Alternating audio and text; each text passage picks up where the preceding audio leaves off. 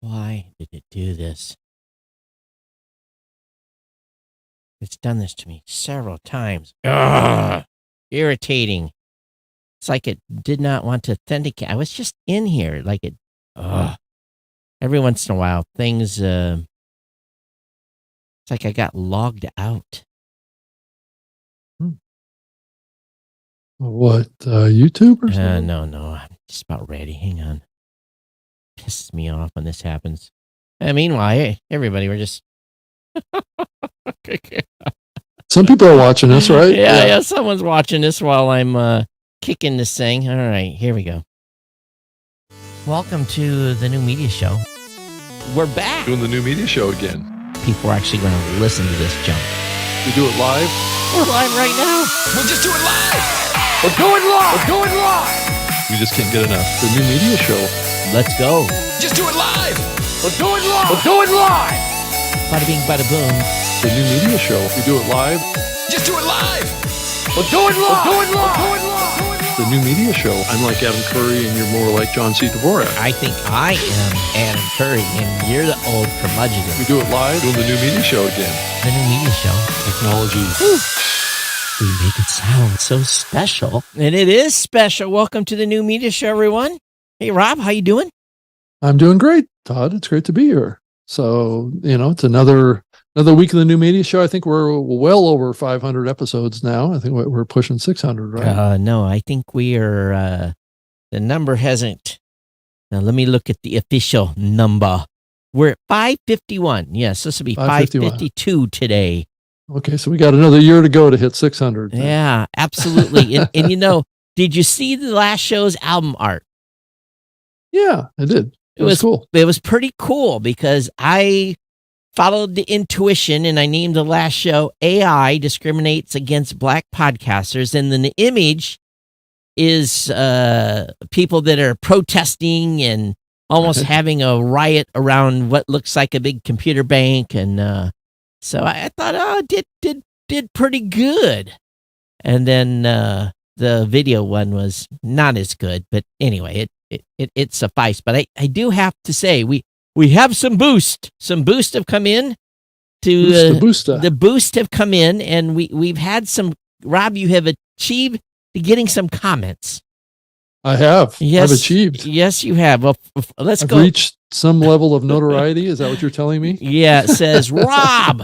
Steve says, Rob, just for clarity, Satoshi sats are Bitcoin, same as cents or dollars. It's just a term, not exchange. Linked or other coin currency. Lightning is off-chain Bitcoin accounting, like a bar tab or business cash drawer relative to a bank account. 333 sats. I think we're splitting hairs on that, but that's okay. Well, it is Bitcoin. It's, I know it's Bitcoin. I've always said it was, so it's all right. 100 sats from Weather_Brain. Great content. Right. Dave Jones says, I show 14,049 megaphone feeds in the index. And I don't remember what we were talking about. This is what I get for not watching the live sats during the show. I think we were speculating at one point in a past episode about how many feeds or shows are in Megaphone. And I just don't know that we knew an exact number. I think we threw out some numbers. Okay, so 14,049 sats for 14,049 feeds. And then I think we maybe had mentioned a number like 40,000 or something like that. And I think he's correcting us. Yeah, I never thought, I didn't, I kind of knew what the number was, but I don't ever want to reveal all my sources. Well, it's an interesting number actually to think about from the context of the hosting platforms. Yeah. Megaphone has been a platform that has been fairly, much an exclusive club. Yep. So that explains a lot of why you see a 14,000 number versus, your platform and Lipson, whatever, being in the more than the 80,000 range. So we're not more than 80,000. We have 80,000 use a variety of our tools. We don't have 80,000 across your whole tool set, Yeah. right? It's the same thing with like a Lipson or a Podbean or whatever. They're all even Buzzsprout's in that 100,000 range too, as far as, shows that people are publishing in there. I mean, there's a lot of accounts in all these platforms. It's the same thing with Spreaker too. They've got a lot of accounts, but none of them are really full podcasts. That's right.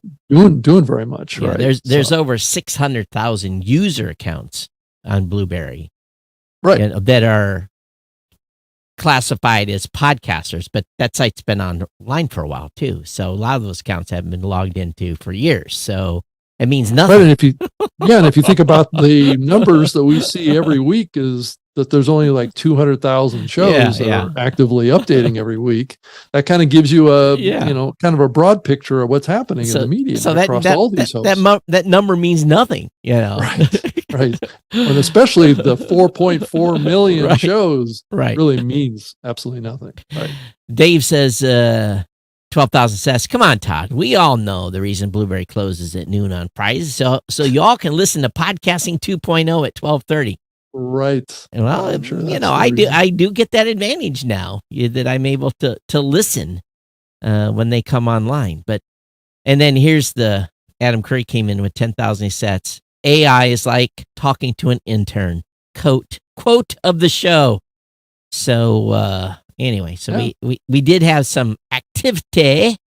Well, that's kind of how you've thought about AI. I know a few months ago that's how you gloat about it. Well, I don't need to hire an assistant now because I have ChatGPT. Although just before the show, I said I might have to hire an assistant now because, we'll be honest with you. What it is we did hire somebody that's been with the team for a long time, that's been part-time, and we brought her on full-time, and we just got a lot to do. And part of it's also because we've been testing a bunch of tools. I'm not going to mention the tool, but I'm about to write a very big check. I mean, a very big check for a tool. A check I don't normally write. For a third-party tool that you're going to integrate or something? A third-party tool we're going to use in the platform. Okay. Yeah, and not. So is it more of a back-end thing, it's or going is to be? kind of It's going to be for Blueberry. It's not for the podcasters. This is got it. It's a tool that you're using as an organization to better manage your business. Okay. Right. So, and that one was like, go to the board and say, hey, I need a check with this many zeros on it, and 3 meetings later and, much discussion. So, but there's some really, really cool stuff out there. And, so is it, I can poke and prod you on this one a little bit. Nope. Can it? Nope. Because it's top secret. You got to go find it yourself. Oh, okay. I was going to use some generic acronyms to describe what it could be. I'm not making any commentary whatsoever. Okay. But you did though. Right. But that's okay. Yeah. We'll let you off the hook here. So anyway, I've been testing and continue to have a little bit of fun. And there are, I'm sure at Podcast Movement, we're probably going to see a dozen vendors there that are going to be promoting to podcasters their wares. And I don't want to get too far into the AI. That's what everybody does, doesn't they? Yeah. I don't want to get too far into the AI piece, but I just want to explain the process I'm using currently, just so everyone understands. And it's not the publishing process utilizing some AI tools. It's uncomplicated. Okay.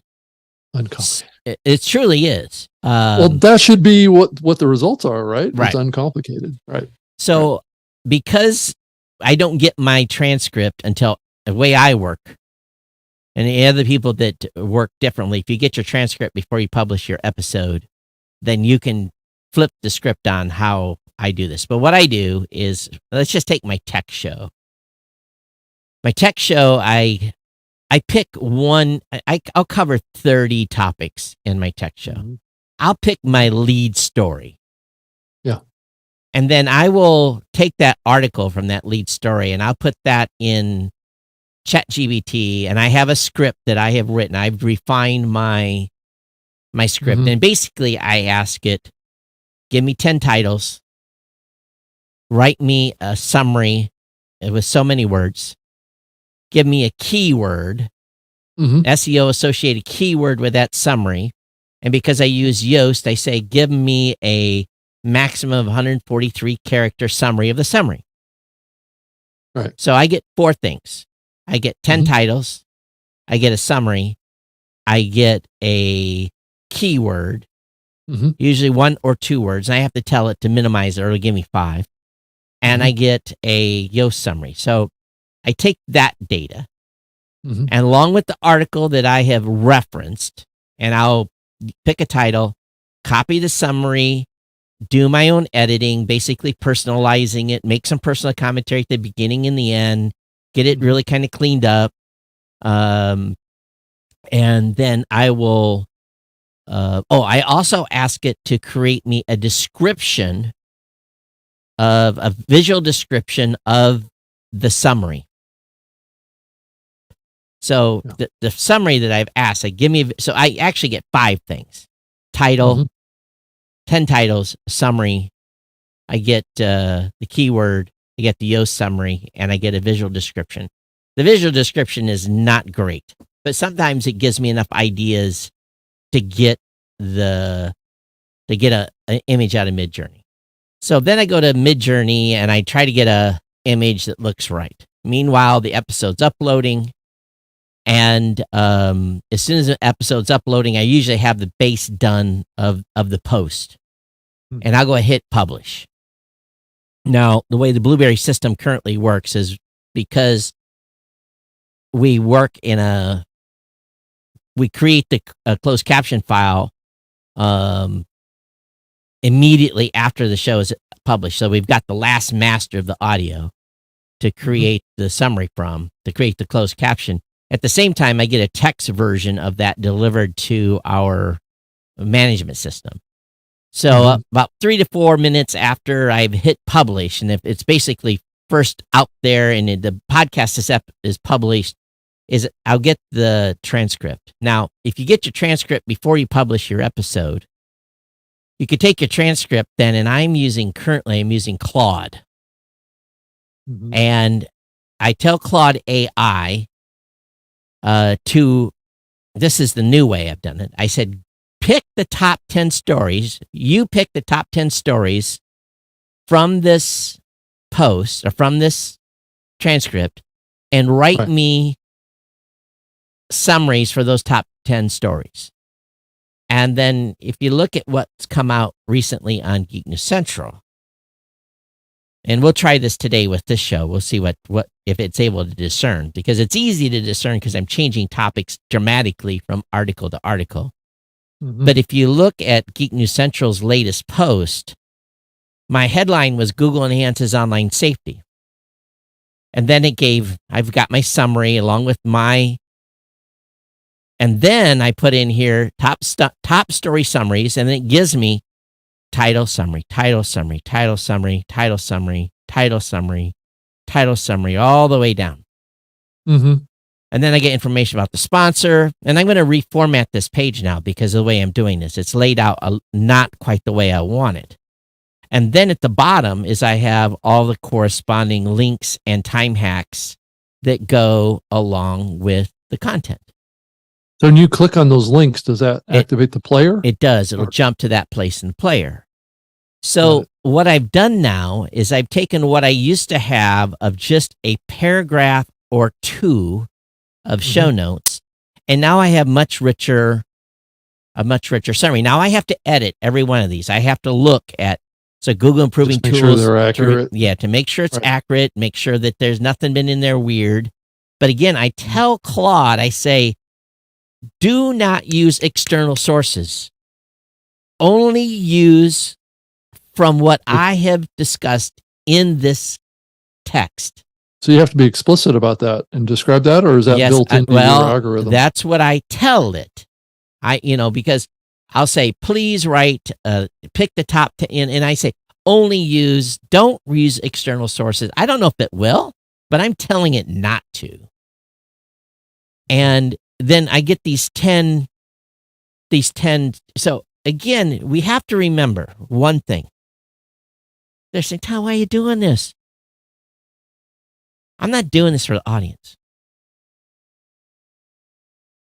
You're doing it for Google. Doing it for Google. Right. Or Bing or whoever. Or whoever, right. Right. I'm not doing this for the audience. So that's the key takeaway here. Quit thinking about your blog post is something your audience, this is for discovery. This is to build better. Well, that's your ultimate goal. Yeah. Is to better connect with the search results. So ultimately, what's going to happen is, and this is where podcasters are going to have to be very, very cognizant, and businesses too. Search is changing. Mm-hmm. Yeah. All you have to do is go look at Bing and you can see how it's changing. Right. So, and Bing is the best example right now to go see where this is all going. So if you don't want to be eliminated, mm-hmm. you have to now start feeding the language model. And this is for survivability 2 years from now.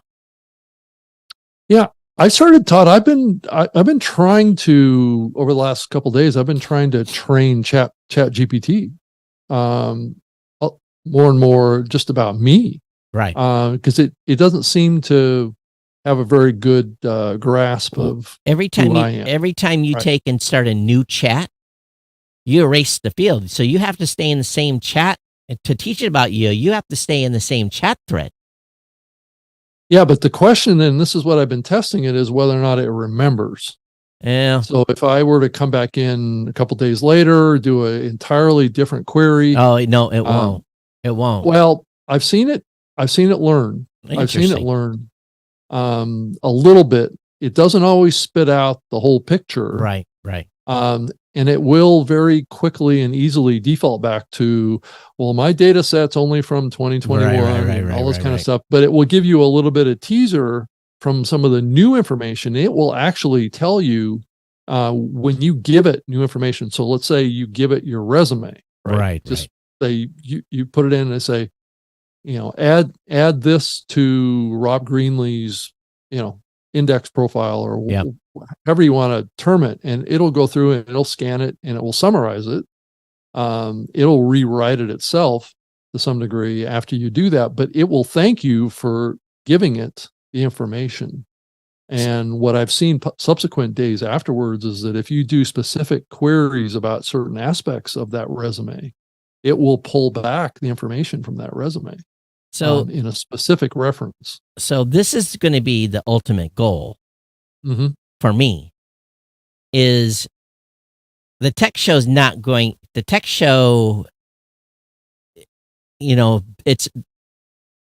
better is the thing to do is almost ask a question and answer, or say, what has Google done to enhance online safety tools? That's almost what the title of the episode should be. Versus Google enhances online safety tools. Because people are going to be Googling what has Google done to improve online safety tools. Right. And if you are a source that is trusted, you may end up as the part of the quote that the language model will look at later on and maybe link to you.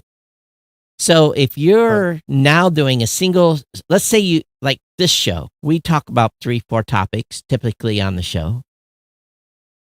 How do I get what we've talked about during this show to a 1,500 word blog post? Description. Right.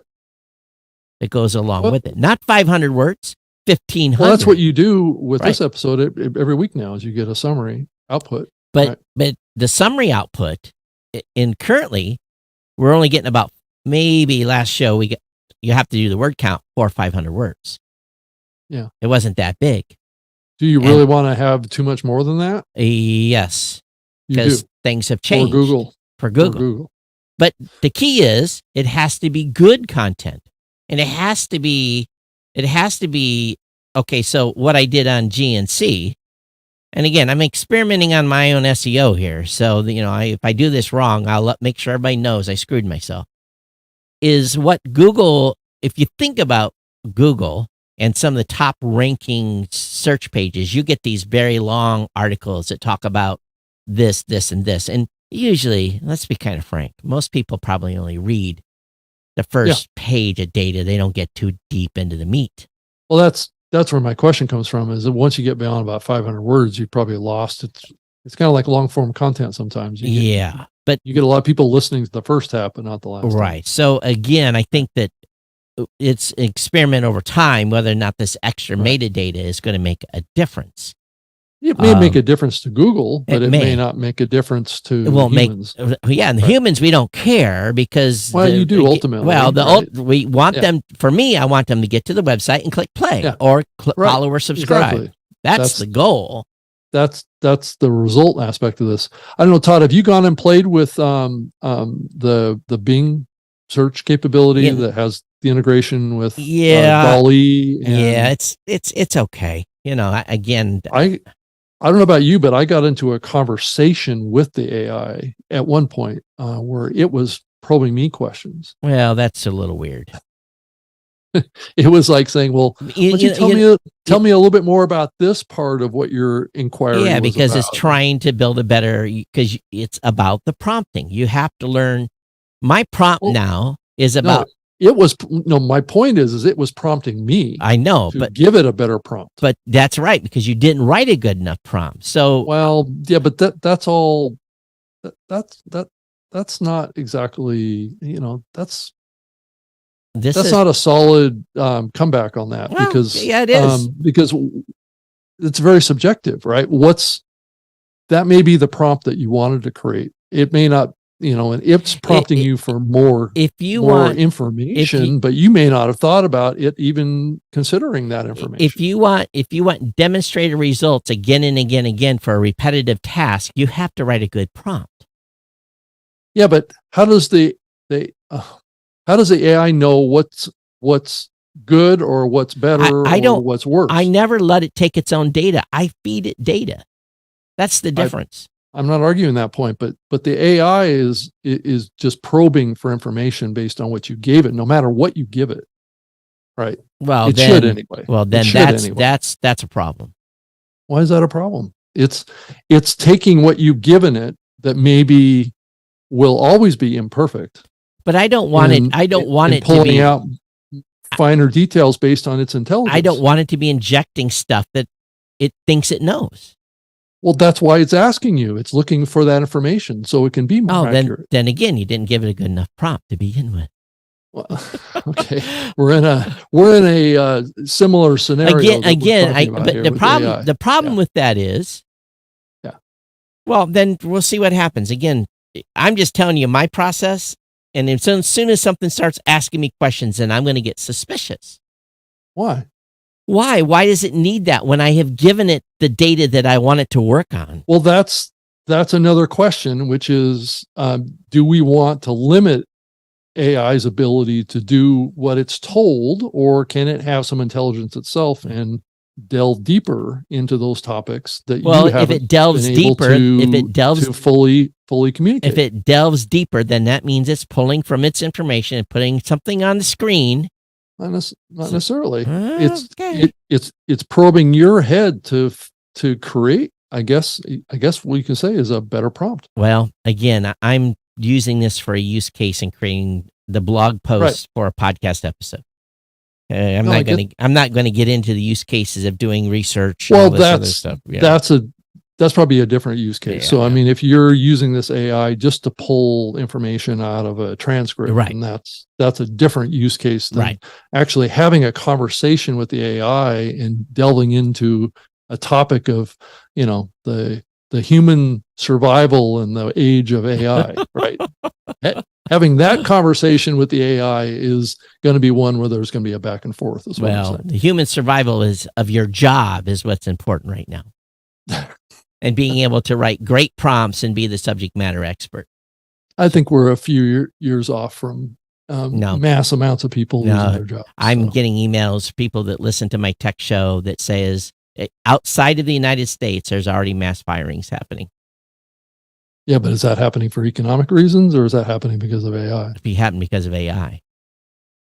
Can you can't separate those things entirely. So, when a company fires copywriters.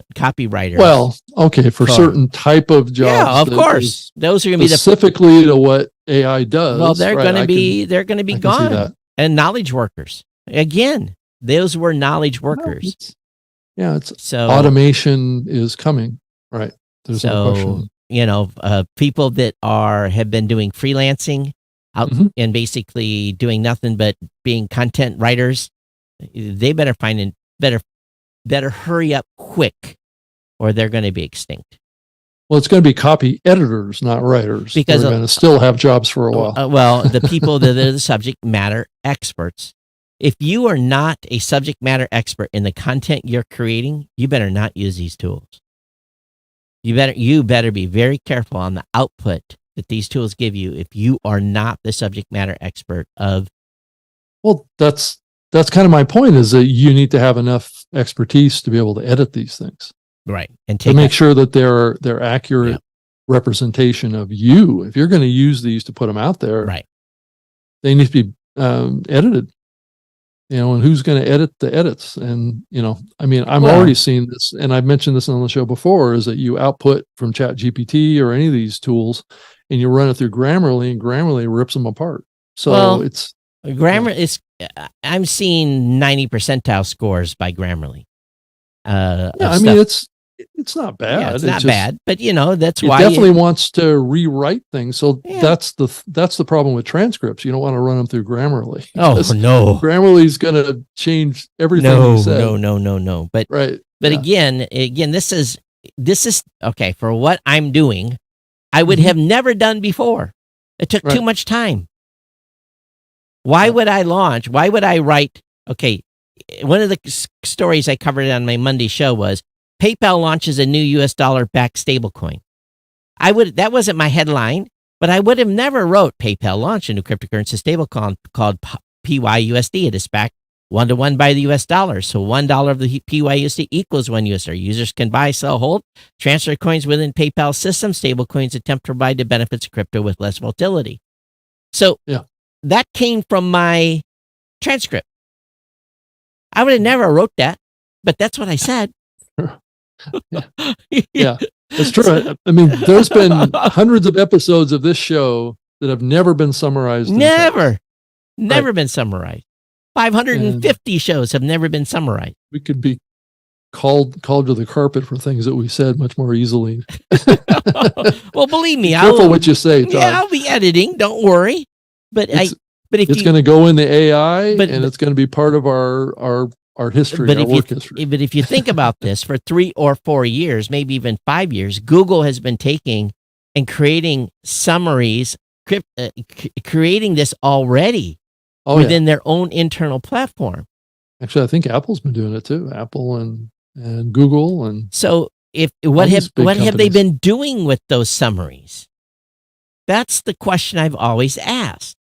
Well, they always said it was to generate better search results. Well, is it being fed into their language model? Who knows what it's being fed? Apple's going to have an AI platform. Yeah, they're going to their stuff's going to be tied to specific things that you do with their tools. It's the same thing that Microsoft's doing too. That they're tying it to individual products and things like that. But all these big tech companies are going to have big language models and graphics models and all that kind of stuff. I mean, it's going to be crazy over the next couple of years. So ultimately, I want to be able to train this thing to create chapter files too. So, that's kind of my next experiment that's coming up is I'm going to say within the transcript, okay, write me a chapter file, give me the time hacks, the topics, and I'll have the links already. Give me the time hacks and the topics of when this occurred, and write that in a summary output and see if I can get close to having my chapter file data kind of preempted and get the time hacks pretty close. Because now I pay Kirk to go through my show, find those break spots, write the time hacks down, and then come back behind after the show's produced to create the chapter files that go into these apps at podcastapps.com. So the AI does that, but they don't generate the links to the player. That has to be they don't. Right? I've taught it already as an example, Mm-hmm. Kirk, who does my pre-production, he creates in WordPress the title of the topic and the hyperlink going to the article. So I have that all in my, let me show you. For those of you that are watching, these time hacks that are in here,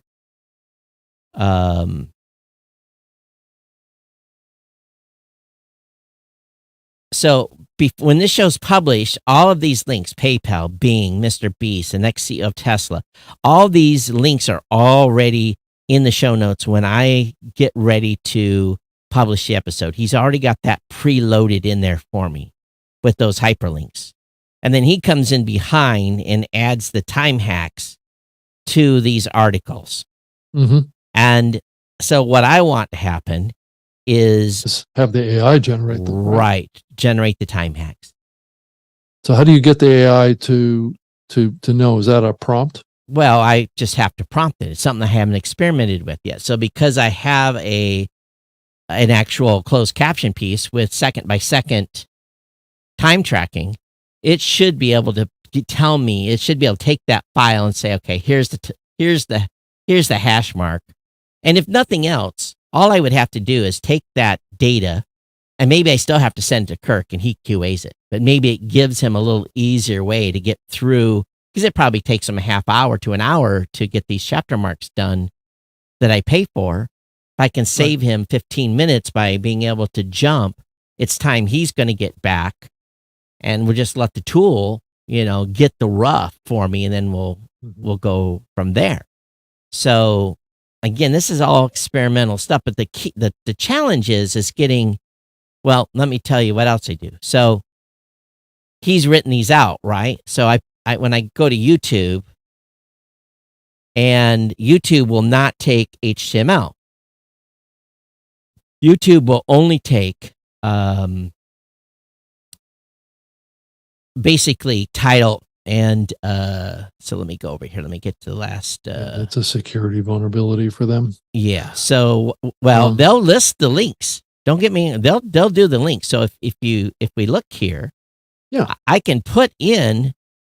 IRS will let users file taxes online. The full path, and it's a dash in the full path.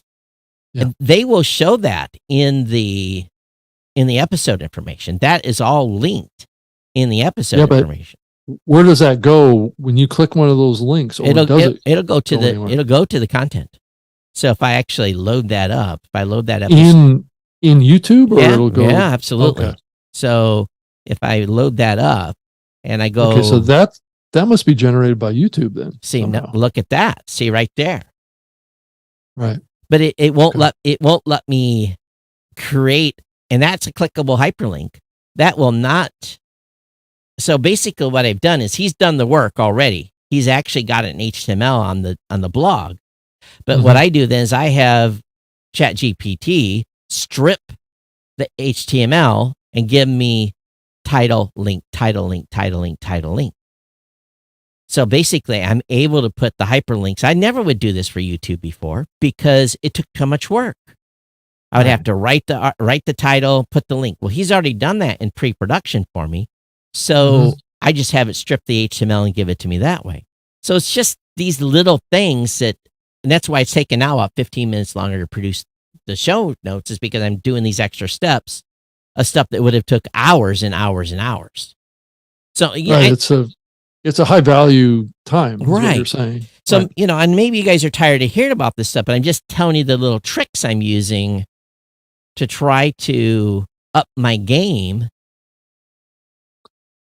in basically having a more polished show notes.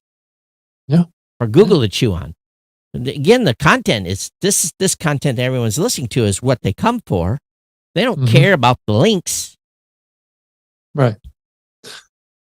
To change the subject a little bit here, Todd, I thought it was amusing as I think about you in the context of your history, which most people don't know your full history and the things that you've worked on over the past. But I saw in the news ACAS basically announced that they're enabling real-time podcaster and advertiser collaboration with this new ad collab with host read ads. Did you see this? Yeah. And it harkens back to my memory of the platform that you built like 15 years ago that kind of did a similar thing. It still does. It still does? Okay. Yeah. So you're still actively using it in your platform? When we have ad deals come through. Absolutely. So, I mean, did you see this? Is it I haven't looked carbon I haven't looked at their tool. carbon copy of what you were doing? But essentially what we did, the way our platform worked was I would put in, okay, example. They come to me and say, an advertiser can come to me and they say, Todd, we want to reach these types of shows. Mm-hmm. So I go into our campaign advertising management system Mm-hmm.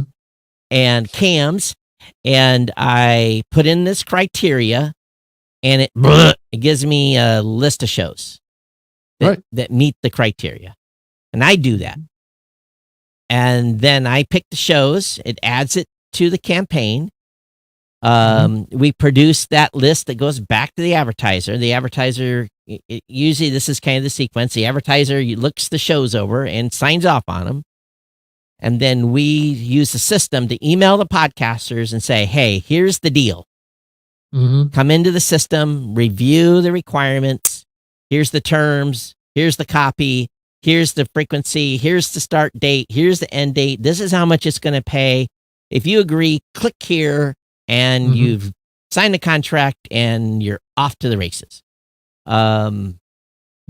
So when did you build that tool, Todd? Because I was just reading this ACAST thing. It says this platform enables podcast hosts and potential advertisers to collaborate in real time to create host read sponsorships. 2007. Yeah. This new product simplifies the podcast host read sponsorship buying process for podcasters and advertisers and the sales team alike. They figured out that they can't scale. Well, that's what everybody's been trying to solve, right? Is the scaling issue around host reads. And I've had that since 2007. I know, right? But everybody has the same problem with this: is that podcasters don't answer their emails. That's right. I set rules up.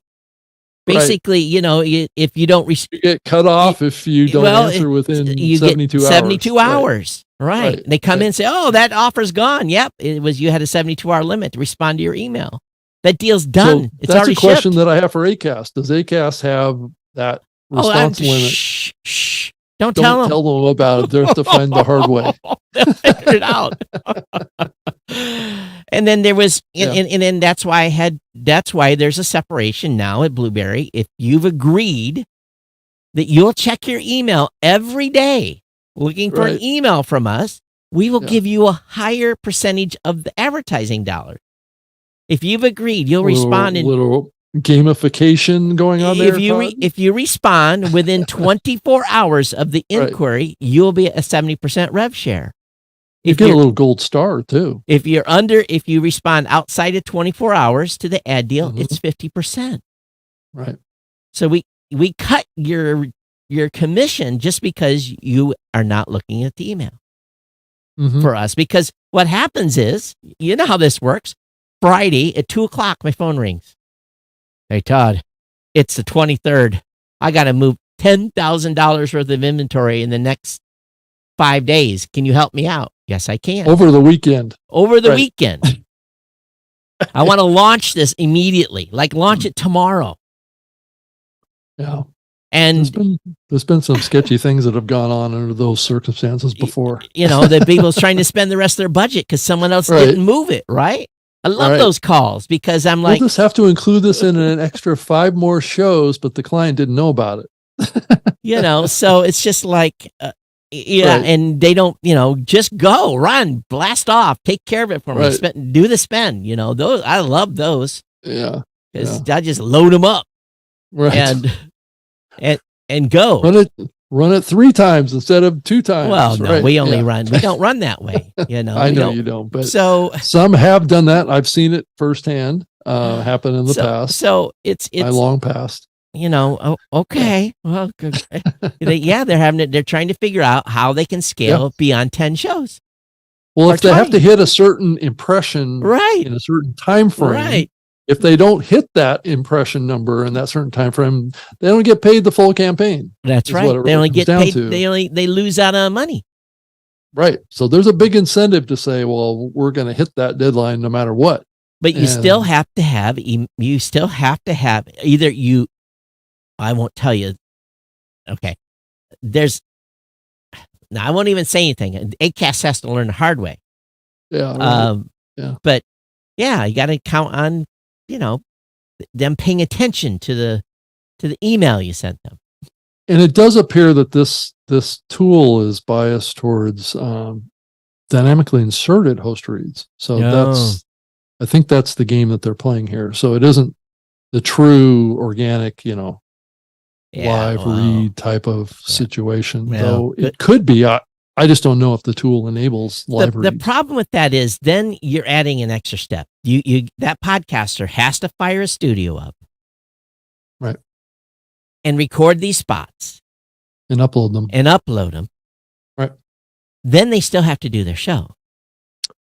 And if it isn't, then they're going to have to, and it doesn't explicitly say this difference. All it talks about is booking a host read campaign. All it says. So it doesn't really talk about this differentiation between whether it's pre-recorded or live read. Right. I don't see a differentiation in the press release here. Because before, and we've talked about this 100 times on the show, we used to have 500 shows on an ad campaign because it took 500 shows to move the volume. Yeah, right. And then on the other end, the old days. And on the other end, I automated the payment system too. So everyone got paid by PayPal. Right. And the money would come in. We would verify all the numbers. We'd put it into the system. Matter of fact, it was all automated. And all I had to do was go, push a button, and everyone would get their PayPal payment. I didn't have to do individual. It was everyone's PayPal.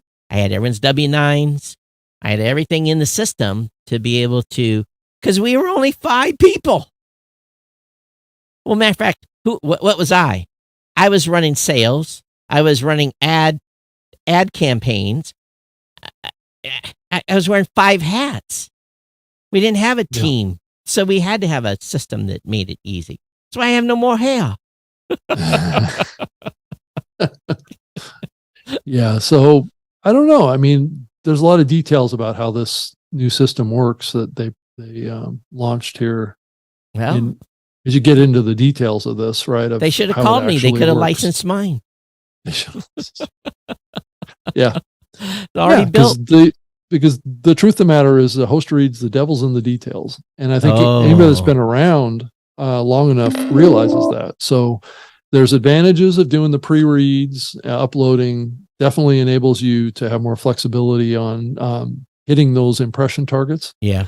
If it's pre-recorded, then if it's baked in, you're kind of baked in, right? Yeah. Your outcome is fixed based on the variability of episodes that are listened to or published, right? Dave Jones says 10,000 sats. The PIC. Is shedding its sales guy. Oh,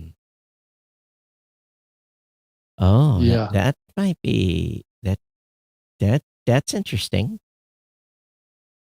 Yeah. Todd, did you hear that the Podcast Academy just launched their own podcast for the first time? Oh, wow. Good. It's called Podcast 360. Oh, okay. It's going to have different hosts and different guests pretty much every week. That's going to work out well. How do you do that? A lot of scheduling and coordination, I would say. Yeah. Okay. Well, we'll see how the show is. You going to get us over there so we do an episode of it? It says it launches, right. It launches, I guess, yesterday or something like that. And it has a different host and a different interviewee each week. And the show features podcast company founders interviewing each other as they answer 3 questions all about podcasting. I don't know what the 3 questions are yet. I guess we'll have to tune in to find out. Yeah. Okay. Well, we're fast approaching podcast movement. Yeah, we are. It's going to be here. Dan Franks is going to join us after Okay. So it's I guess he was too busy. it's I just Mackenzie mentioned that I'm going to go ship stuff. I'm like, what? You're shipping? They have a warehouse you can ship to early and get everything in there. But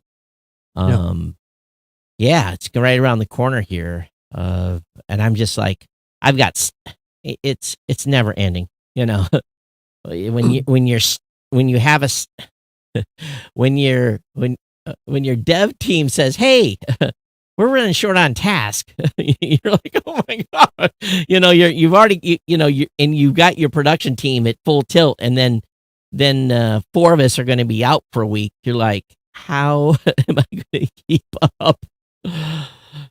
So yeah, how many folks are you bringing to Podcast Movement this time? We'll have we have one gal's already in Denver, so she's going to come. Okay. And then actually 2 people that already live in the Denver area. So they're going to come, and then it'll be Mike and I, Kathy, and Ben. So 4 total. Yeah. That's a good crew. Yeah. So we'll see how things go at the event. Of course, heard the hotel sold out. So that isn't I wonder how many rooms that was. I don't know what the block size was. Yeah, but when the hotel sells out, that's a pretty good sign. It is a good sign. So I guess there's a couple of spillover hotels that are fairly close. So if you haven't booked your hotel, there's options. Yeah. It's just not in the same facility. But in the same facility is kind of expensive. So maybe being offsite might be a little bit easier on the pocketbook. So yeah. Who knows? Yeah, that venue is never expending. It's the same company as that they had the one in Nashville, I believe. It's the same resort company. I think it's Marriott, right? Oh, I'm not sure. No, I think all the hotels that they've been doing their events at have been on the Bonvoy app. Oh, okay. Yeah, it probably is. So that's nice. I'll get some points while I'm there. They don't usually add up to much, though. That's the problem. I've been whatever it is, double diamond or whatever their highest status is for years. Oh, you have? Well, because I locked it in when I was basically in 2004, I was essentially living at a Residence Inn in Waco, Texas for months at a time. So once you acquire so much status, you get to keep it. It's not like I'm staying 60 nights a year in a hotel anymore. Yeah, that's true. None of us are doing that as much as we used to. No, not at all. I was traveling a lot in the past. It's not doing as much at all. I am definitely not going to make my 100,000 miles with United this year unless something. Yeah, I've lost my premium status already. Yeah. So I carried. What saved me last year was going to Riyadh. That pushed me over. So unless there's a long flight. Well, it was also first class too. So those were some serious points for the distance. So unless we can catch one of those gigs again, I'm definitely not going to make status again this year. Yeah.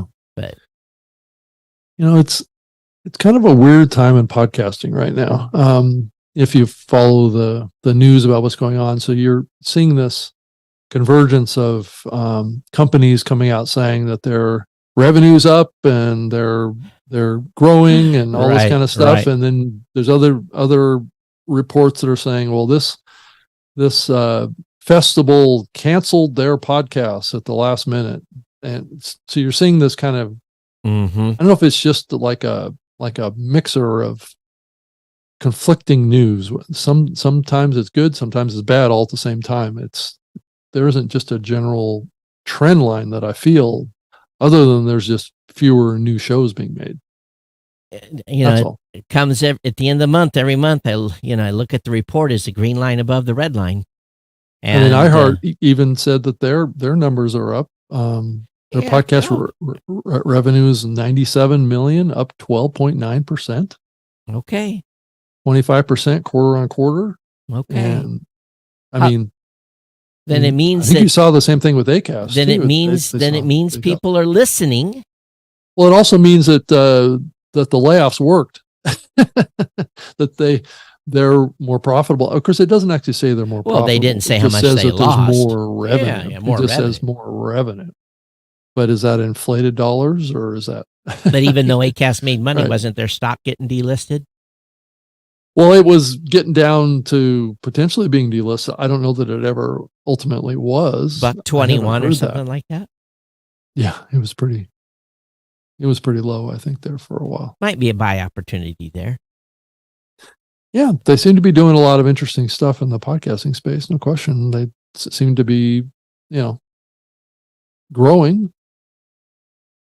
Well, yeah, we'll see over time. But yet, how come people keep getting laid off if everything's so hunky dory? It's an interesting thing to ask, Todd. I'm not sure that I have a clear answer on why we're seeing all these companies with glowing financial results and rocketing growth and sales and all this stuff, while at the same time they're letting go half of their staff. And if you hear the news, you hear the economy is fantastic. Everyone's happy. I want to know what planet that information's coming from. I mean, I just wonder if this is really falling out from what Elon Musk did to Twitter when he took over. He just, and all these other tech CEOs are saying, well, shoot, we don't need all these employees. Let's just get rid of them. We'll be more profitable. But Rob, record jobs growth and everything. So come on now. Where's the beef? I know I just dated myself like 20 years. I know, but here's the thing where... what is going on here? I talk to people, I'm in a predominantly small rural community that the average medium income in this county, I think, is $35,000 a year. Mm-hmm. That's the median income level. So you think there's people below that and people above it. If it's 35,000, that's saying something, right? Right. People are struggling. They are struggling. You hear nothing about, and I ask when I go grocery shopping, I ask the checkout ladies, what are you seeing? She says people just cut down on everything. They get bare essentials, nothing special, no treats, nothing extra. They're just getting the minimum amount of stuff they can buy to survive because cost of food and everything has been up so high. So maybe the cities are doing good. But rural America, I don't think it's in good shape. Well, it's an interesting perspective. I just looked at the ACAST financial results, and it says for Q2 2023, net sales grew 22%, led by North America sales that were up 31%. So globally, they were up 31 right here in the U.S. Of course, they didn't have a huge presence here in the U.S., so that makes a little bit of sense. Total listens increased 4%. The company loss almost halved. So they've been continuing to lose money. So they're still losing money. Yeah, exactly. And it says the company says it's on track to getting to profit in 2024. How can you lose money when you have that much revenue coming in? I don't understand it. Well, that's I guess that explains the layoffs and the cutbacks.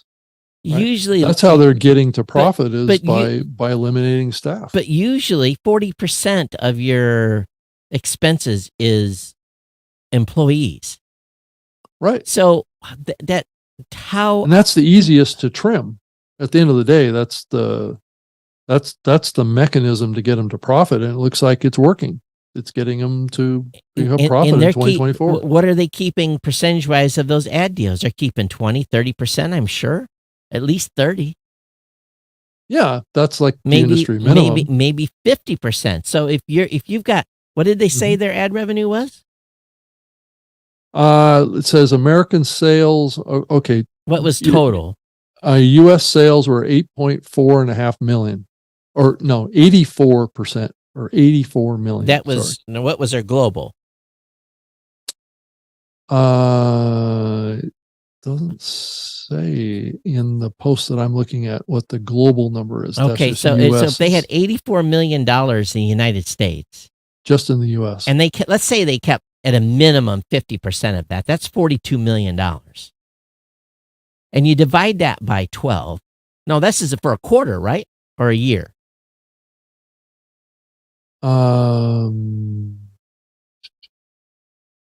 Doesn't, well, it does mention that's quarterly results. Okay, so think about that. All right, so 84 million, they kept 42. Let's just say they took the max of 50%. That's 42 million divided by 3 months. And they can't get profitability at $14 million of keep it money every month. Something is wrong. If I had $14 million a month of just advertising revenue. Well, that's probably hosting and advertising, but yeah. But okay, they're hosting. Let's say that they're hosting. Their hosting's no more than their hosting's $50,000-$60,000 a month. Maybe that's what their hosting costs. Okay, so another $40,000 for ad delivery. Mm-hmm. Let's just say $250 for hosting and ad delivery. They still, come on. That's $13.75 million you still have if you're keeping 50%. Unless they're working on smaller margins. I don't get it. How many people do they have? I don't know. I can't. Yeah, what's their head count? So I don't know. I guess I've just been used to running lean. Running really, really, really lean from a staffing standpoint. So it's looking like their total company is 201 million for the quarter. Yeah, it doesn't say it's annual. Even if it's annual, come on. That's That's 100. actually a lot of revenue. That's a lot of revenue. Right. And you're working on an ad business where it's pure profit because you're keeping a percentage of that ad revenue. Yeah. I mean, I hope that our numbers here, I mean, I'm looking at their statement, but their statement is out of Sweden. So it's always kind of couched in this Swedish dollar versus the US dollar, and it's back and forth. Well, if you saw their full financials, which should be if they're listed on the SEC, we just have to go look at you can see their full financials on what they're where they're spending money. So it says that the operating loss was 112 million. Dave says 10,000 sats. You can get to unprofitable extreme revenue by perpetually undercutting competitors on price, which is unsustainable. That is true. Absolutely true. Sure. You can do that. Yeah. You can cut your prices so low that you just lose and burn money and hope for the best and thinking you're going to kill your competitors. Well, I look at my own business. We do not spend more than we take in. Yeah, it says gross margin for the quarter was 30%. Said that's huge. That's business would die for 30% margin. But it says the second quarter of 2022 was negatively affected by one-off costs linked to certain podcast agreements. Yeah, so basically they had to pay their way out to get out of deals. They signed a big contract with President Barack Obama and Michigan. So those are the ones they had to get out of. They had to write the check. So I guess I don't know. I've always looked at, we build a little bit of a nest egg, and it's not this extreme amount of money, but you got to plan for a rainy day. Companies are complicated. I guess so. It's not always easy to pull it apart and really have a clear picture of what's going on. If they're on they have to file whatever that K thing is. We just have to look. But I thought they were SEC or something was about ready to delist them or something. Maybe I'm wrong. I had heard that too, that it dropped below $1 per share. It doesn't say what the share price is here that I'm looking at. But anyway, it's one of those deals where, I've seen tough times, 2008. Yeah. We came through 2008 pretty clean. Was pretty lucky in 2008. But it does seem like the industry is weathering the storm Yeah. fairly well, but there's continuing consolidations. Sure. And I think there's been some listening platforms that have kind of faded away that I've kind of noticed. So there is a consolidation of power to some degree going on in the podcasting space right now. Right. Well, so, but I guess that's what happens over time. It's just a complicated industry now because it's much more global than it's ever been. Yeah. And it's hard to get a clear picture on, especially when these companies are coming from Europe and they're interfacing with the US and blending their sales results. It's, I know Acast has a pretty strong presence in Europe and outside of the US. And some of those countries have extremely liberal leave policies. And, so. Outside of the US, the advertising market's still, very immature. It's, 3 or 4 years behind the US. You think so? Well, that's always been the talk. I think it's been catching up very quickly. I think you're looking out across the world. It's had the opportunity to learn from things that have happened in the US to some degree, and maybe is fast forwarding through it, a little faster. Well, I think it is. I mean, I've always heard that the CPMs are a little bit less outside of the US, especially on programmatic. And I still remain pretty happy with our programmatic. Yeah, some shows are doing really, really, really well. So are you pumping a lot of ads into shows outside of the US as well? People, ones that are being heard in other countries around the world, are they running local ads? Yes, some countries better than others. You look at like the top 6 or 7, they do okay, but you get outside of those countries, like Canada and UK and Brazil and those UK, right. those do okay, but you get beyond that, it's challenging. Yeah, for sure. But yeah, it's definitely a global space, and so how do you think podcast movement's going to be this time? Do you think it's going to be, packed house? We'll see. We'll see. Yeah, I have no expectation of numbers, or if the hotel's sold out, that's usually a pretty good sign. It's going to be pretty big, because most of besides Podfest did pretty well the spring, but there's really been very little regional stuff that's been going on. So, I think that, you see some of these small ones, you're going to go up and hang out with Joe on the East Coast in Philly. Are you going down to the indie Podfest or whatever? To the indie Podfest, no, I have PodCon, sorry. I have not gotten an invite to go to PodCon, so, unless they want us to come and speak or something, we're being careful on events. There has to be a significant return on the investment of going and being at these events and being there. Trade shows are not what they used to be. I think there's really a massive investment that's been made by many of the hosts in kind of more online marketing. Yeah.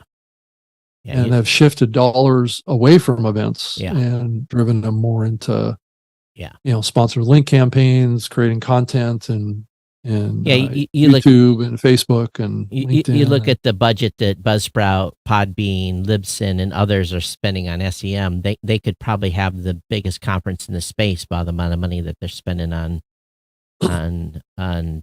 SEM right now. So, well, they wouldn't be doing it if it didn't work. So, to some degree, so that's the thing. And I know Libsyn really shifted dramatically to creating a lot more online video content. Yep. And I think that's a huge shift in the industry just in general, is back towards video again. I know both of us are very kind of old school when it comes to realizing that video is really always been a big part of podcasting, but it just feels like we're in a different age now. And TikTok and what's going on with X now is going to be interesting to see if that unfolds and X turns into another podcast consumption platform again. It comes full circle. I don't know. Yeah, we'll see. But we'll see. Yeah, if you're spending $40,000 a month per company on SEM, it's just you're just battling with one another. The price continues to go up. So, that's a big number. That's a I think it even number. got to a point where competitors were buying their competitors' names. Oh yeah, they still do. Right. They still do. And to basically buy against that's $10,000 a month to buy against that. Right. And you're basically getting the number one placement on a search for your competitor. Right. Which is, I don't know if it's the most ethical thing to do, but well, that's doing business. That's, there's no rules in business. Google wins on that one. Yes, they do. And they're very much wanting to help you. They'll go, yes, I'm sure they are. They call you and say, "Hey, we'd love to work with you," and buy all your competitors' names. Yeah, and they do an analysis for you, and they said, "Well, you come in with this 6-digit figure every month. We can help you." Todd, did you know that you can now record your podcast at Podcast Movement? Oh, hear about this? Wow. Okay. Well, they're going to have a booth again. As far as a recording booth, yeah, I don't know about that. I just saw it in the headlines here. And did you sign up for the Brain Date? No, I have not.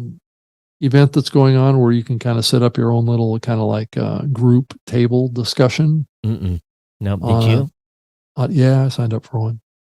So I didn't even pay attention. I didn't even know they were doing that. Got an email from Dan and Jared saying, "Why don't you go in and sign up for a Brain Date?" So I went and signed up for a Brain Date. It's on the 22nd at 1:30 p.m. in the Brain Date Lounge. Oh, okay. Well, should be fun. We'll see. So are you getting anybody signed up to sit at your table? I've got a couple people already. So well, make sure you hand out some blueberry flyers and just kidding. Yep. Why not? Sure. I'm a free agent now. I can. That's right. I can fly the flyers everywhere. Yeah, you need to get signed up for an affiliate program before you Right. go, and Right. get your promo code so you can earn from those referrals. That's right. So I can host another one of my podcasts. I can just host it on Blueberry because I have. Yeah. I can just scatter all my shows around to all the hosts, and it keeps everybody happy. Yeah, there you go. I just need to start, enough podcasts. Yeah, like you'd have enough time to do 10 podcasts. Right. Well, I do feel like I'm on that track right now. So, yeah. Well, I see what you're doing. I'm glad you got all this extra time. So I got all sorts of this extra time. Yeah, right? Absolutely. It's called complexity now. So that's the problem. Yeah. You need an AI to help you with your schedule. That's what you need now. I've been on the hunt for an AI assistant for a long time. Oh, really? Haven't found a good one yet. No, there's a you need. I'm sure Scoble's getting you hooked up with all the different newsletters that are good. Oh yeah. So. Well, I'm still looking. I know he points me in certain different directions too sometimes. So I'm starting to create some 360-degree video content. For his platform that he's building too. He's creating a new show called Unaligned. Right. So I'm doing some stuff with him. So a couple of things. A podcast awards slate was announced. I don't know if anybody went and looked at that, but we announced the slate on Monday. And this is definitely awards time of the year. Yeah, right? it is. Got to get in and get their show submitted. There was something else I was going to tell you. It just slipped my mind. Oh, and there's morning yoga too, Todd. So if you want to do that at Podcast Movement too. No yoga for me. And then and then an unofficial meetup, so you can do that too. Well, the unofficial meetup will be at the bar. That's where the real work gets done anyway. I'm going to try and set up a couple of unofficial meetups too. So we hosted a beer thing at the booth, so we'll have beer being drawn and pints being given away. That's going out the same time as the new media show. I know, isn't it? That's part of the reason why I only want to do the show for the time that it's going on the same exact time. I think 4:15 to 5:15 on the 20 3rd, 22nd, whatever day it is. Yeah, right. So that will be a interesting time, but it is what it is. People will be wandering around talking to everybody. Well, Todd, I'm gonna be bringing with me a couple of video cameras, so hopefully we can at least record the video out of that. Yeah, that'd be fine. Yeah. That new media session that we're doing there. Yeah, bring a. I don't know that it'll be live, but I'm gonna try and do live. So hopefully we can pull that together again. And then I have a 360-degree video camera I'm going to set up. Also, we can capture the audience. You ever edited a 360 video? I do it all the time, Todd. Oh, okay. Yeah. All right. I have the camera back here behind me, but I've been doing some talks with AI founders using this. So I'll put it between us or off to the side of us a little bit. Yeah. And then I have a couple of wireless microphones. Nice. I'll put on them and me, and then we just start doing the interview with this thing, capturing everything 360 up and down, all the way around us. And then I get into the software and I point to various places in the 6K video that comes out of this thing. Gotcha. So it creates like a 2-camera shoot, what it does.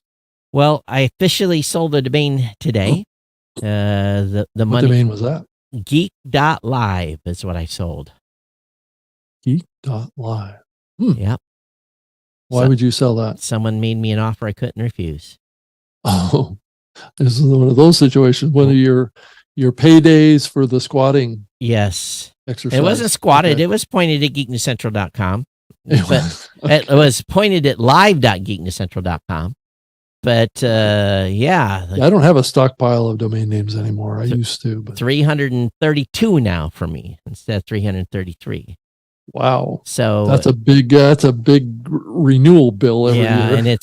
And I have some of those new top. I got a whole bunch of really good top level domains. So I was actually auction them off. Huh? I didn't mention it on the show, but podcastingnews.com went up for sale, and I'd been waiting for that domain to go on sale for 10 years. I think I own Podcaster News? I think I own Podcaster News at one point. Yeah, I own Podcaster News. I've had that from the beginning. You did? Okay. Yeah. Okay. I was thinking of something else. So I wanted Mobilecaster. That's what I own. So I wanted podcastingnews.com, and the last I've heard, well, I don't know if I can legally say, there's still bidding going on for it. I think there's 2 people bidding for it. That's my prediction. I know I'm pretty much for sure one of the persons, but I have a feeling I knew who the second one is. But I made my offer, and I offered $5,000. And that was what I was willing to pay for it. And they wanted significantly, more. Let's just put it that way. And but my ace in the hole is I own podcast.news. So does it really matter have podcasting news when I have podcast.news as a domain name? So Todd, this Gaylord Rockies hotel that Podcast Moves can be held at looks like quite a facility. It's going to be another one of those gigantic hotels. Yeah, it's just like the one in Nashville, but everything will be running because COVID's over. We'll be able to get food this time. Well, it's probably more like Orlando. I think it's more like Nashville, to be honest with you, because we stayed at the Gaylord was what we stayed at in Nashville. wasn't it? Yeah, but it doesn't have an atrium around it. It's all, like ski chalet type design buildings. So it doesn't have a big, massive atrium, though there's probably a little bit of atrium in there. Yeah.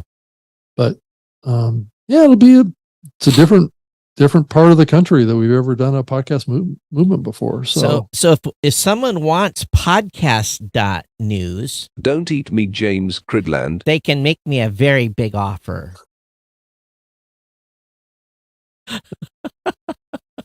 That's the last thing James needs is another domain name. You know that he had, some pretty significant outages of his little platform that he has. Oh, really? A couple of days, yeah. Oh, what happened? I don't know what happened. He just had a bunch of his tools kind of go down on him because that's painful. He tried to automate a lot of that stuff with Pod News. Yeah. And I know he's working on a couple of new projects that he hasn't rolled them out yet, but he's, so he's had a little technical challenge over the last couple of days. So you had Sound Profitable go daily. Pod News is daily. Well, that's a whole other conversation about what's going on between them, Pod News and there's nothing going on between Sounds Profitable. There's nothing going on between them. Well, other than competitiveness. Right. Considering Sounds Profitable just launched a daily podcast and a weekly podcast and a newsletter. And their podcast went daily too? Yeah. Oh, man. Tom's doing a daily podcast, just like Tom, James is. Tom. Don't eat me, Tom Webster. So here's the thing, my friend. I hope you have a production team. Tom actually mentioned in YouTube earlier. Yeah, good luck with that. But anyway, the daily. The only person the longest I've ever seen anyone last doing a daily show. I think 4 days a week to be accurate, I think is okay. What it That's okay. I know someone was 5. He went 3.5. Well, James is 5. Well, there's only one person I knew that has been able to survive daily. The longest he went was 3.5 years. So yeah, but there's plenty of radio talent that does 5 days a week. But yeah, no, I know what you're saying, Todd. It's grueling, but I guess as Tom wrote in his post, he's got with all the extra time he has now, he can podcast every day. That's hard. That's hard. 4 days a week. That's still now. If you can record, if you're reporting the news, then you're married to us, like milking a cow. So it is right, and that's yeah. So it's the newsletter is just like with James, right? It's the newsletter is the focus. And all this is derivative content from the newsletter. Good, more power to you. But the weekly podcast from James has really turned into being kind of a little bit different. Yeah, probably more competitive to what we do, but in some ways not even competitive to what we do because we don't have anything. We don't have a lot of guests, and we don't have and we don't. We're not very structured yet. I was a guest co-host with James on that show just a few weeks ago. And so that show is much more regimented than this one is. Yeah. I mean, we just don't have any kind of outline or pre-planning or whatever. We just kind of make it up as we go along. And as I've heard before, it's like, yes, and it sounds like it. So Tom says, gee, thanks for the vote of confidence. No, I'm just worried about your health, my friend. No, honestly, because I think you'll be fine. I know, but 4 days a week is a lot. It's a lot. It's a grind. Yeah, but I don't know that I've heard how long the episode is either. Well, I don't know that he's doing like an hour. There's still an X amount of production that has to be done. You're going to be an hour or two unless you got help. If you got help, then if you record the show and you're gone, then good. That's. I mean, Tom is a pretty talented presenter. So, I understand that, but he might be able to pull it off. But again, it would be like a single take type of situation. Oh, I know it'll be a single take, and he's going to pull it off. But I'm just saying, every day is hard. It is because I've been with James when he travels and he does his shows before. We've traveled on the same airplane before, and he'll get off the airplane in some faraway, city in some airport somewhere And in have some to go place record. in Europe, and he'll sit down at a coffee shop and he'll hold up his little microphone and say, "On Pod News today," I've sat there right next to him as he's done this. So he's actually, doing that wherever he goes. And that's kind of what Tom's going to have to do if Tom wants to travel. So. I know Mike Dell just sent us 3,303 sets. And I know a podcaster does 2 a day, 7 days a week for the last 5 years. Wow. 2 a day. Wow. Yeah. So Tom said Tom might be able to pull it off. And basically we're going to add that Rob Greenlee. We will add that to our testimonials. Awesome. I think here's the key. Awesome. If you ever want to co-host, Tom, I'm happy to come on and here's the key riff with you. Be honest with you. Here's the key. I was diehard doing 2 shows a week, no matter where I was at, no matter anything. For 5 years, I did 2 shows a week, come higher hell water. I didn't miss an episode, except when my dad died. So I got to a point where I said, that's enough. And so I would my only advice, Tom, is if you don't feel it, don't be afraid to say, we're not doing a show today. Because sometimes you just can. And if you build that expectation in the audience, we're going to try to do 4 days a week. But if I miss one, don't hate on me. I think that's a better strategy long term because stuff comes up. Well, it is true too that if you build a fan base for the show, they are going to hate you for not doing an episode. Well, but my audience did. They would when I would miss a show. Where are you? I had to get 500 emails. Like, what happened? Did you get hit by a car? Yeah. Did you fall off a truck? Right. So hit by a beer truck. So then I build into the audience. Said, hey, if I'm not feeling good, if I've got a cold or whatever, I'm not gonna do the show. If I don't have the energy, so. Well, it's like what happens to this show sometimes. I mean, we just drop out. It's only been recently that I've been trying to do a couple solo shows. That's fine. Without you when you're traveling. That keeps the numbers up. Yep. Keeps people engaged. They don't go find something else. So. Yeah. As long as I don't turn into a big commercial or something. They accuse you of being a big commercial for a twit. Right. Right. So, as long as I can get in here and contribute in a positive way, I will. Right. So if you're on the road, StreamYard to the rescue, will come in and save the day. And and we will keep this boat flowing. The problem is that now I've got more shows to listen to. The late reason I don't like dailies is because it's certain shows I have to listen to every episode. And now it's just going to add to more of the stuff that I'm going to be behind listening on. Yeah. There's a show now that comes out every Monday. I'm waiting for it to drop. As soon as it drops, I'm play.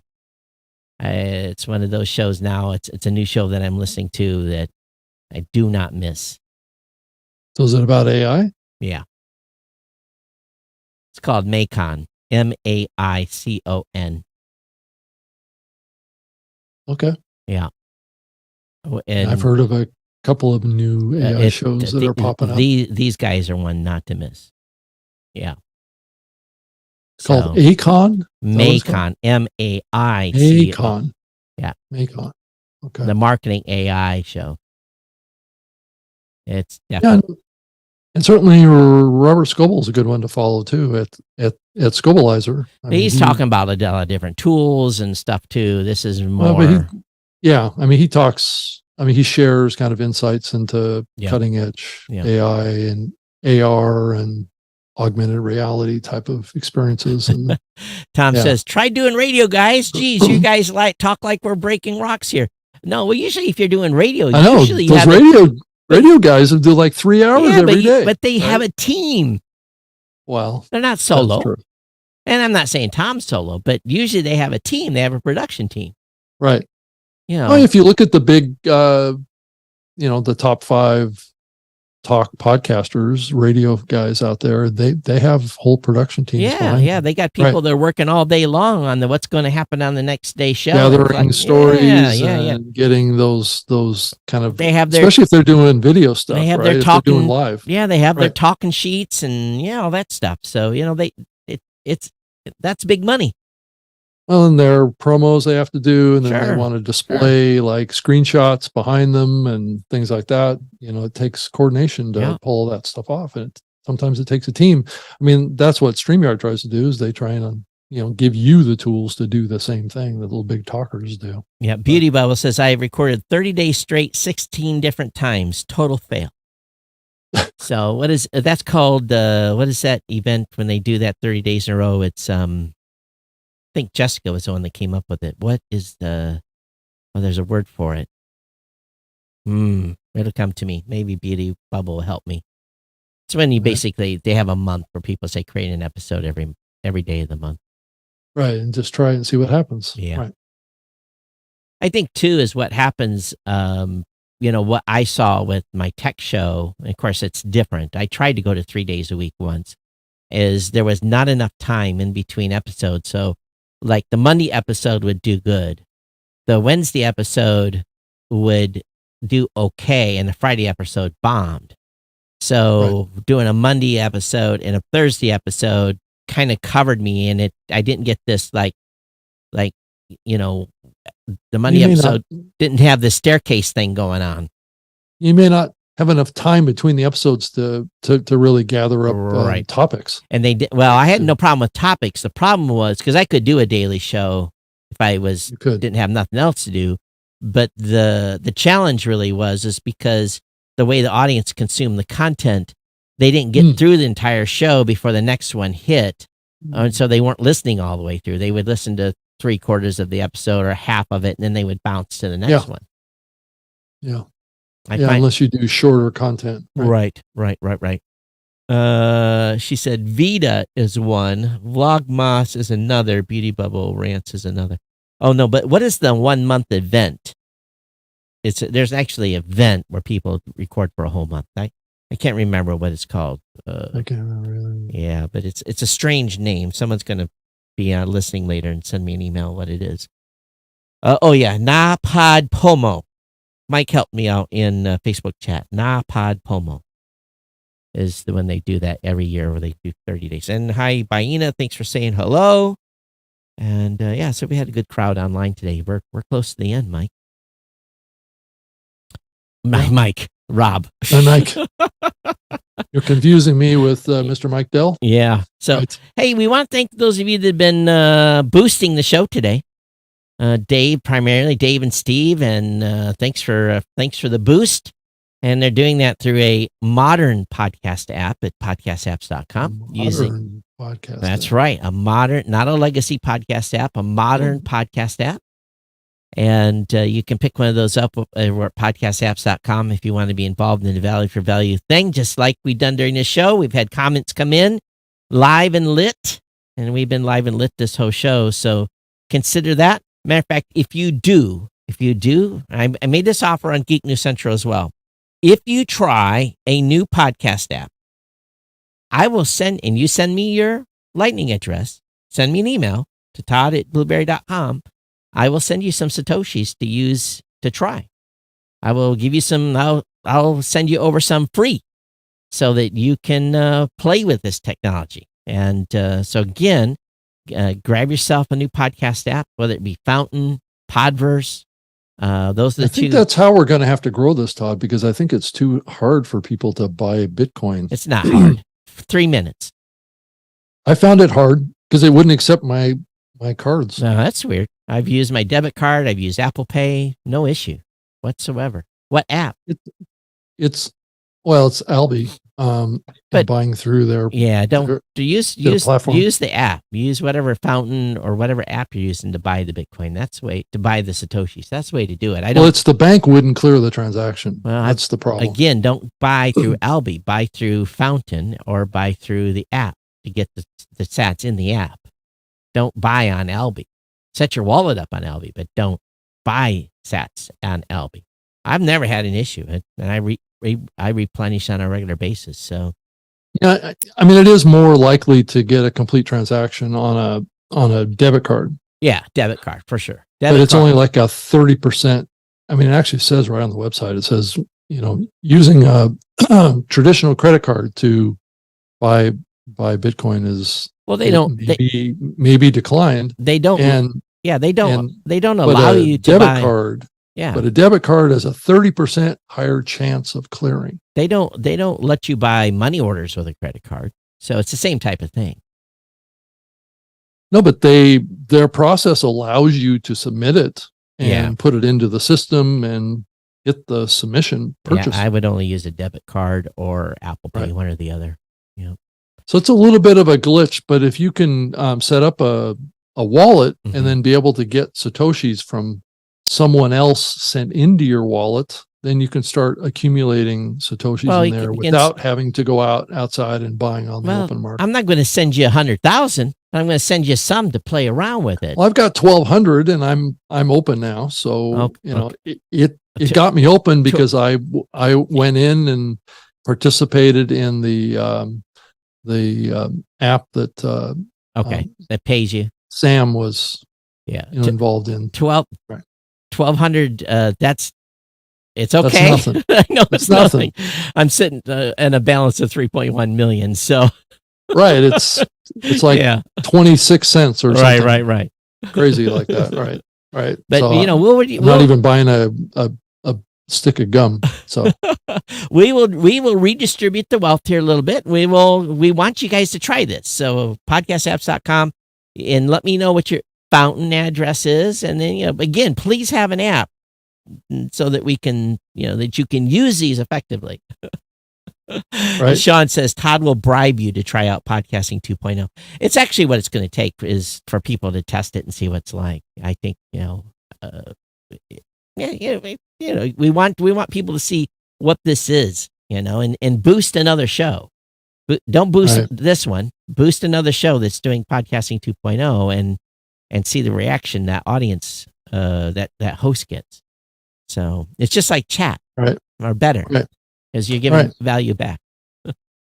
But if you want to donate your time, your talent, or your treasure, let us know. Rob and I can always use extra hands over here for promoting the show. So, all right, Rob, let's get Yeah, out if of you here. ever want to make us a new jingle, if you're tired of us saying, we're going live,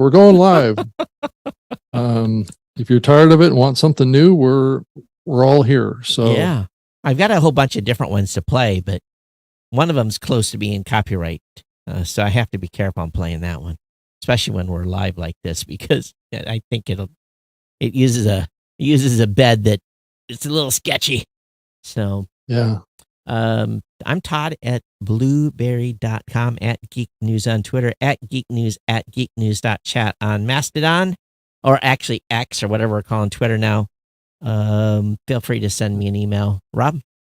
it's definitely X. You can find me on X at Rob Greenlee and robgreenlee.com. Trust Factor is the name of my podcast, and I do a bunch of stuff on YouTube nowadays and doing a bunch of stuff with StreamYard. I did a couple of their channel shows over the last couple of days, and they're launching a new podcast. So I don't know if anybody knows about that yet. I probably shouldn't have said anything, but they're starting one eventually here. Is it actually going to be a podcast, or is it going to be a YouTube channel? Well, it's going to be video and audio. Oh, okay, So- good. So they're going to do this converged strategy, which is what I've been a proponent of for a while now. So of trying to do both and put those both out. Have them in come their host with us. Appropriate places. Have them come host with us. They can have a true video podcast too. Right. It's true. It's true. I'll have to talk to them about that. Yeah, absolutely. All right, everyone. Well, yes, we will be back here next week for another show. So I think we're still good. This is August 9th, so I believe we'll still be So here. just one more show, and then we'll be doing live on stage at Podcast Movement. Yes, indeed. We'll see if we can get the recording this time. All right, everyone, thanks for being here. We'll see you next time here, and thanks for hanging out with us today. Tom, Beady Bubble, Lagina, Mike, those of you in chat, thanks for being here. And but anyway, we'll see you next time here on the New Me Show. Take care. Oh, what are you going to say, Rob? Go ahead. Oh, I was just going to say I sent you my Albi link Oh, in okay. the text chat. All right, then I can put you in the split. You can be an official split on the show. We can start building your sats. All right, everyone. Right. We'll see you next time. Take care. Okay. Bye. Bye.